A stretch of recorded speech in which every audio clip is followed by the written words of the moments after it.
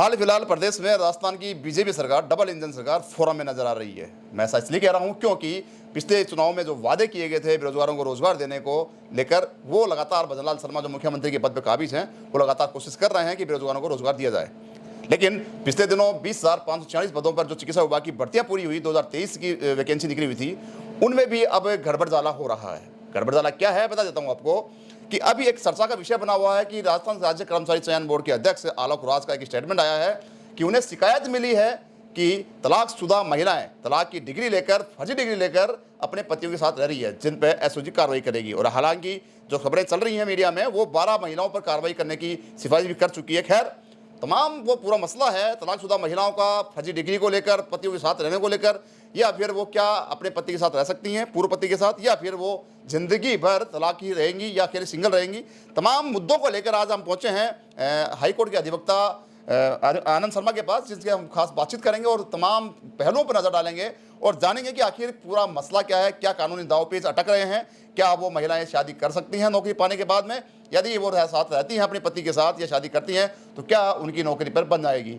वकील साहब, सबसे पहले तो स्वतंत्रता दिवस की आपको हार्दिक शुभकामनाएं। आपको भी बहुत बहुत, और आपके सारे जो वो हैं दर्शक, उनको भी, और सभी देशवासियों को स्वतंत्रता दिवस की बहुत बहुत शुभकामनाएं। वकील साहब, एक सवाल जो अभी चर्चाओं में विषय बना हुआ है कि हाल फिलहाल प्रदेश में तलाकशुदा महिलाएं जो हैं, वो डिग्री लेकर, फर्जी डिग्री का नाम दिया गया है कि फर्जी डिग्री लेकर वो लगातार अपने पतियों के साथ रह रही हैं, और आलोक राज जो हैं, जो कर्मचारी चयन बोर्ड के अध्यक्ष हैं, वो लगातार दावे कर रहे हैं कि उन पर एसओजी कार्रवाई करेगी। क्या पूरा दांवपेच है, कानूनी दांवपेच क्या कहता है, आपका कानून क्या कहता है, थोड़ा बता दें दर्शकों को। देखिए, तलाक जो है, विवाह विच्छेदन, वो हमारे भारत के संवैधानिक ढांचे के तहत फैमिली कोर्ट्स स्टैब्लिश की गई हैं, जिसमें डिस्ट्रिक्ट लेवल जज के बहुत ही उच्च न्यायाधिकारी बैठते हैं, और वहाँ से भारत में विवाह विच्छेदन की प्रक्रिया पूरी होती है, यानी कि डाइवोर्स की जो प्रक्रिया है वो कंप्लीट होती है। कोई भी विवाह विच्छेद होता है तो वो सीनियर डिस्ट्रिक्ट जज लेवल के अधिकारी के हस्ताक्षर के बिना कभी भी विवाह विच्छेदन, डाइवोर्स की डिक्री जारी नहीं हो सकती। तो ये कहना कि कोई व्यक्ति फर्जी डाइवोर्स की डिक्री लिया है, तो ये बिल्कुल गलत है। डाइवोर्स की डिक्री कभी फर्जी हो ही नहीं सकती। हाँ, अगर कोई पेजेस में या उसमें डॉक्यूमेंट्स में फेर बदल कर ले, कट कॉपी पेस्ट कर ले, किसी और की जो डिक्री है उस पर अपना नाम कट कॉपी पेस्ट कर ले, वो एक अलग बात है, वो डॉक्यूमेंट फॉर्ज करना हो गया। पर डाइवोर्स की डिक्री कभी भी फर्जी नहीं हो सकती। और अगर कोई ऐसा कह रहा है अधिकारी, तो उनको लॉ की जानकारी में शायद उनकी कम है। आलोक राज जो है चर्चित चेहरा हैं और कर्मचारी चयन बोर्ड के अध्यक्ष भी हैं। उनका मानना है कि उनकी शिकायतें मिल रही हैं कि फर्जी डिग्री लेकर उनको जो तलाकशुदा महिलाएं हैं, उन्हें पतियों के साथ रही हैं, उनकी नौकरी पे आंच आएगी, एसओजी जांच करेगी। देखिए, उनका कहना है। देखिए, डाइवोर्स की डिग्री कभी भी फर्जी नहीं हो सकती।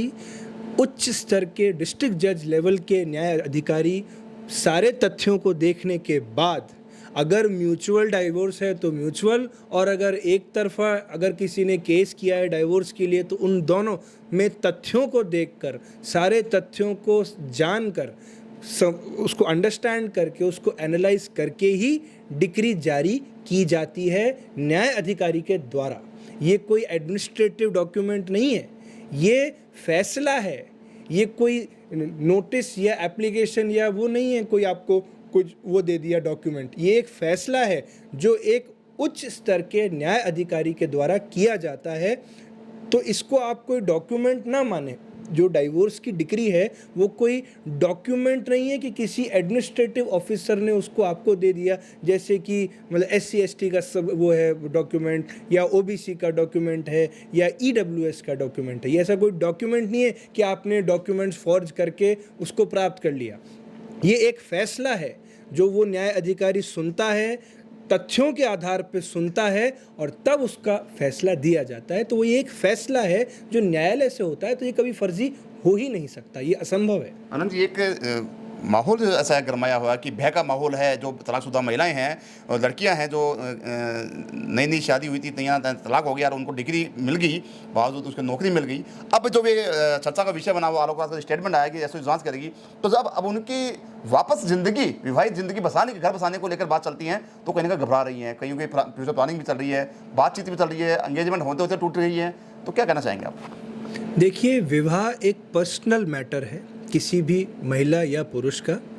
उसका नौकरी से, एडमिनिस्ट्रेटिव एस्पेक्ट से कोई लेना देना नहीं है। जिस दिन एप्लीकेशन फॉर्म फिल किया गया या भर्ती प्रक्रिया के दौरान अगर कोई महिला डाइवोर्सी कैटेगरी में आती है और उनके पास माननीय न्यायालय की डाइवोर्स डिक्री है, तो बेशक, बेझिझक, बेखौफ के वो महिलाएं डाइवोर्स डिक्री में अपना आवेदन करके डाइवोर्स डिक्री में ही नौकरी प्राप्त कर सकती हैं।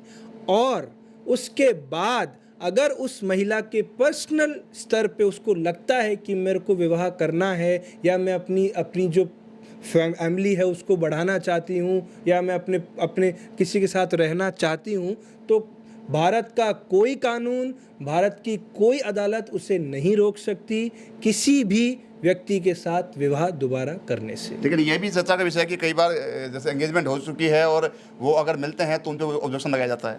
अगर कोई ऑब्जेक्शन अगर उन महिला या उस पे लगाता है, तो ये आपराधिक कृत्य है। आप उस महिला को टॉर्चर कर रहे हैं। वो महिला स्वच्छंद है, पूर्ण स्वतंत्र है किसी भी पुरुष के साथ मिलने से, उससे विवाह संबंध स्थापित करने से बिल्कुल स्वतंत्र है। और अगर कोई अधिकारी इस चीज़ पे रोक लगाने की कोशिश करता है, तो वो उनके पर्सनल जो लाइफ है उसमें इंटरफेयर कर रहा है, और ये एक आपराधिक कृत्य है। उस महिला का उत्पीड़न हो रहा है, और वो महिला उस चीज़ की शिकायत कोर्ट में या फिर वहाँ पुलिस में दर्ज करा सकते हैं। लेकिन अभी जो हाल फिलहाल शिकायतें मिल रही है, उन पे क्या एक्शन हो सकता है? कानून क्या कहता है कि क्या वास्तव में उन महिलाओं पे कार्रवाई की जाएगी, विभागीय कार्रवाई, उनकी नौकरी खतरे में होगी, या फिर वो अपना घर गृहस्थी बसा सकेगी? बिल्कुल बसा सकती है। एक महिला जो डाइवोर्स लेती है, अपने परिवार को तोड़ती है, ये एक बहुत कठिन और बहुत कष्टकारी फैसला होता है। कोई भी महिला बहुत आसानी से अपने विवाह को तोड़ना नहीं चाहेगी, या कोई भी जो पुरुष है वो भी कोई आसानी से अपने परिवार को नहीं तोड़ना चाहेगा। जब उसके ऊपर संकट आता है, अत्याचार होते हैं, या वो उस हस्बैंड के साथ नहीं रहना चाहती, तभी वो विवाह विच्छेदन का फैसला लेती है। और कोई कानून में ऐसा कहीं नहीं लिखा है, कोई न्यायालय का ऐसा कोई आदेश नहीं है कि कोई डाइवोर्सी महिला अगर नौकरी प्राप्त डाइवोर्स कैटेगरी में करती है तो वो वापस दोबारा से विवाह नहीं कर सकती। ऐसा कोई प्रावधान नहीं, और ऐसा प्रावधान कभी हो भी नहीं सकता। मैं मेरी पर्सनल लाइफ को एंजॉय करना चाहूँगा, मैं अपने जो मेरी जो इच्छाएं, आकांक्षाएं, उनकी मैं आगे बढ़ना चाहूँगा, तो कौन सा नियम, कौन सा लॉ मुझे रोक सकता है? ये कभी नहीं हो सकता। ऐसा कोई प्रावधान हो ही नहीं सकता कि कोई डाइवोर्सी कैटेगरी की महिला को कोई लॉ ये कह दे कि आप अगर डाइवोर्सी कैटेगरी में नौकरी प्राप्त आपने की है तो अब आप दोबारा से विवाह नहीं कर सकते। ये तो आप उनकी पर्सनल लाइफ में इंटरफेयर कर रहे हो, जो कोई कानून अलाउ नहीं करता। ये आर्टिकल 21 राइट टू लाइफ का वायलेशन है। और अगर कोई अधिकारी या कोई ऐसा व्यक्ति इस प्रकार की बातें कर रहा है, तो ये एक आपराधिक कृत्य है। उन महिलाओं के ऊपर अत्याचार है। उन महिलाओं का वो है जो पहले से दुख झेल के आई हैं, उनको आप और ज़्यादा प्रताड़ित कर रहे हैं। जो पहले से कष्ट अपने फैमिली को तोड़ के आई है, टूट के आई है, परेशान हो के आई है, कई साल की न्यायालय की प्रक्रिया को झेल के आई है, और अब आप उनको ब्लैकमेल कर रहे हैं, उनको परेशान कर रहे हैं कि हम आप पे कार्रवाई करेंगे। किस चीज़ की? उन्होंने क्या आपराधिक कृत्य किया है? डिवोर्स की जो डिक्री है कौन सी?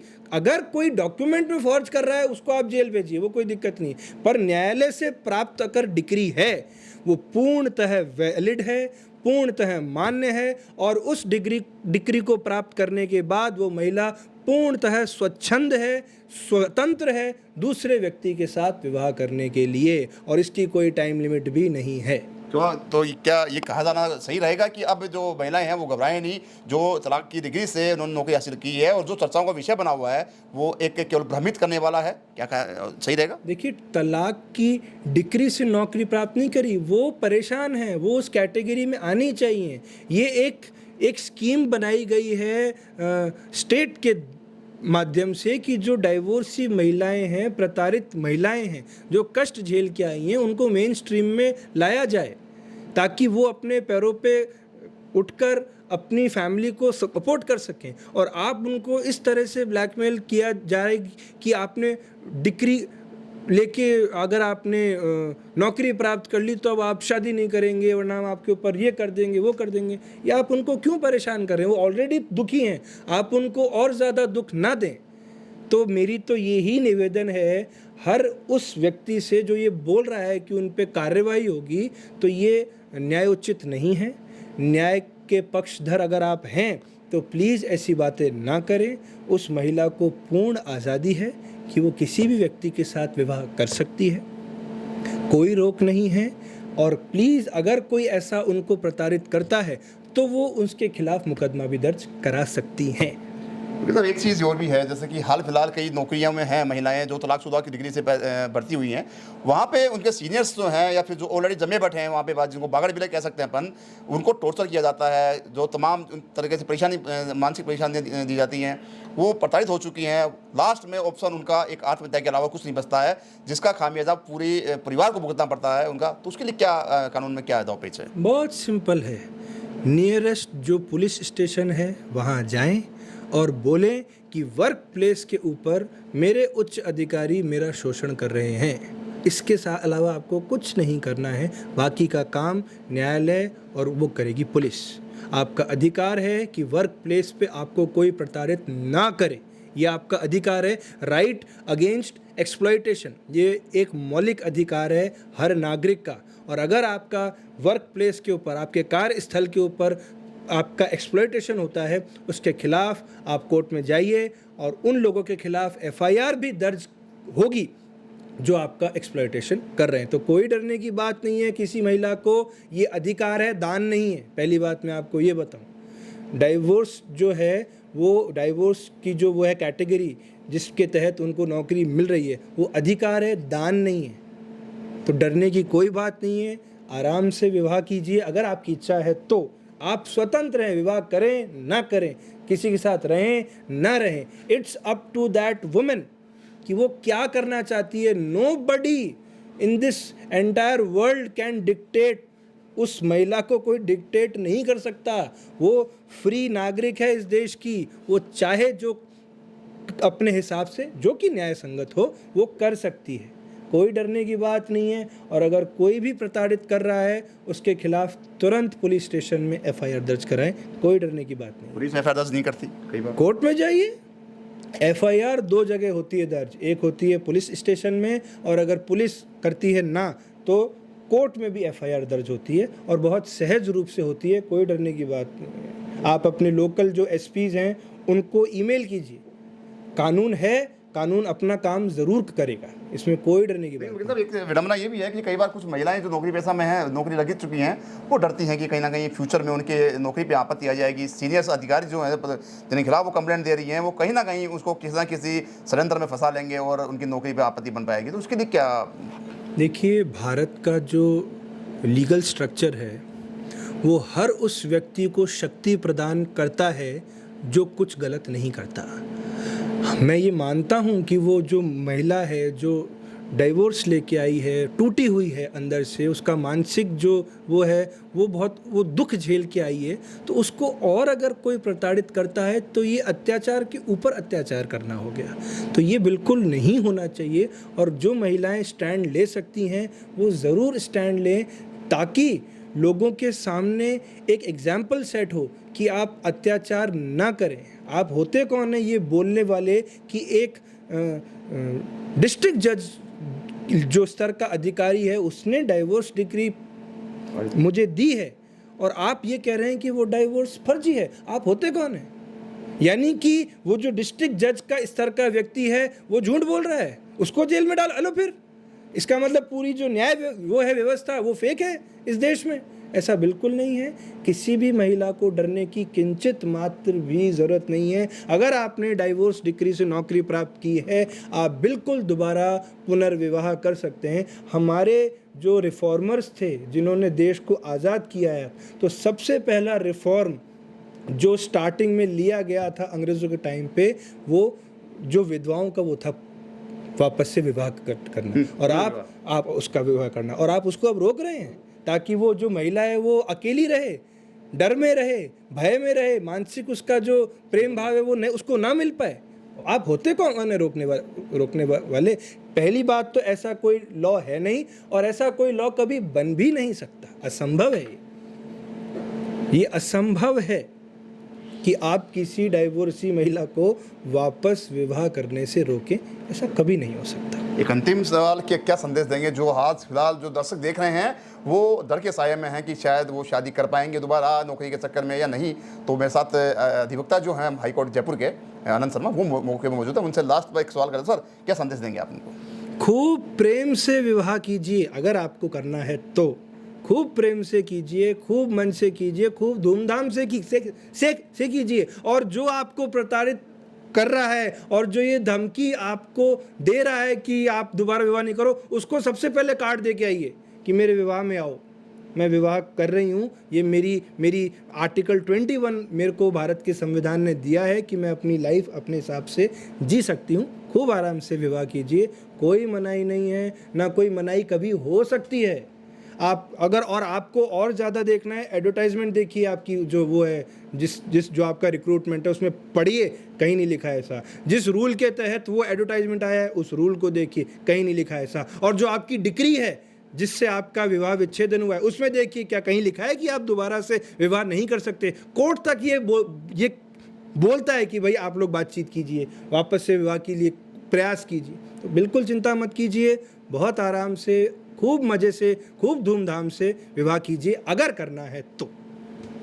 देखिए, ये मेरे साथ एडवोकेट आनंद शर्मा थे जो हाईकोर्ट जयपुर में एक अच्छे पद पे हैं और अच्छे एक जाने माने वकील कहा जाते हैं। लेकिन हाल फिलहाल जो डर का साया है, जो तलाकशुदा महिलाएं हैं या पुरुष हैं, उनके जो नौकरी हासिल कर ली उनको, तो वो साफ कर दिया है वकील साहब ने कि किसी भी तरह से उनका जो निर्णय है शादी करने का वो गलत नहीं है, वो बेखौफ शादी करें।